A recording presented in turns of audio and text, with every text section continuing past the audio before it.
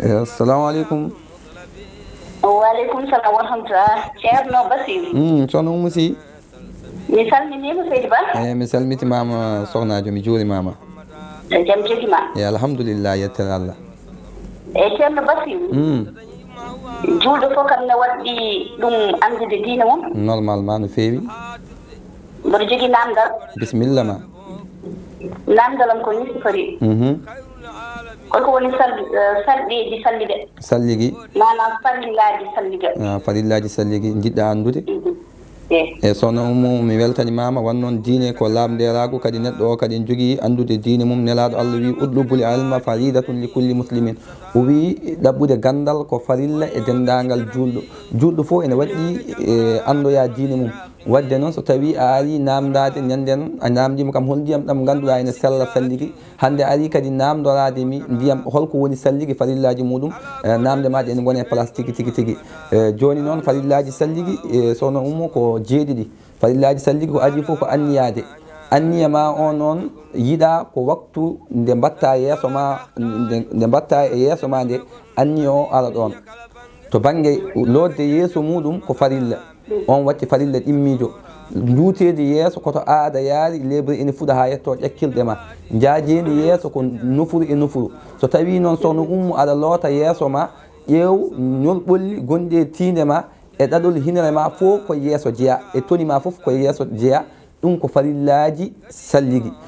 ɗum woni farilla ɗimmijo yeeso ngo. lodde juuɗe muɗum ha yetto polontuɗi, ɗum woni taw wona cammeje ɗe. tukkude cammeje ɗe ha yetto polontuɗi, ɗum ɗon ko farilla. on woni farilla tata ɓiijo e farillaji salligi.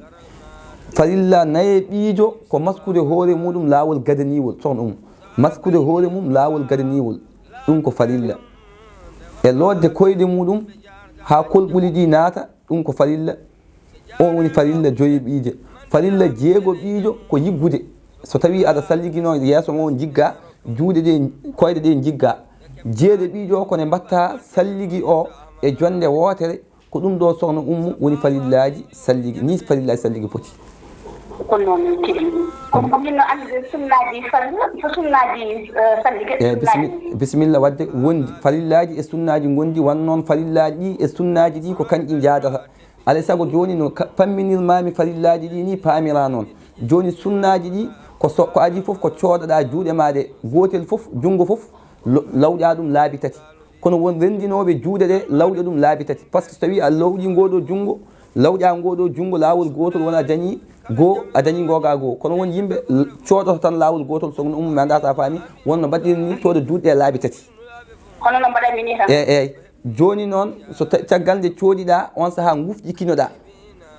gufƴikinade ɗum ɗon ko sunna. sunnaji ɗi koɗi jeetate a limat. soɗade nde woni goho ko sunna. gufƴikinade nde gufƴikinɗa e hunuko ma, wondude e dillinde hunuko.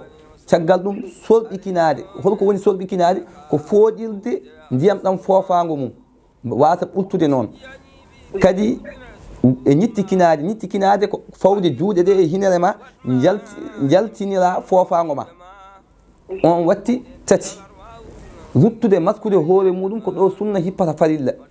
ruttude maskude hoore muɗum e hesɗirinde ndiyam ɗam e lawƴude noppi ɗi e hesɗirinde ndiyam ɗam. so tawi aɗa andi sohna Oumou onon jogui probléme seeɗa. so tawi hayko wona an joni mi waɗayma tan. so tawi neɗɗo ene salligino, omo heewi ƴettude ndiyam tan, so ummima hoore tan juuɗe ɗe o ƴamoya noppi, wadde noppi o waɗa hen laabi ɗiɗi laabi tati. ala wona noon. so tawi neɗɗo maski hoore muɗum nawi altiri, o yahat o hesɗirinoya ndiyam. so hesɗirini ndiyam ɗam haw paari, o alta o lawƴa noppi ɗi. hesɗirinde ndiyam ɗe ko sunna, lawƴude noppi ɗi ko sunna.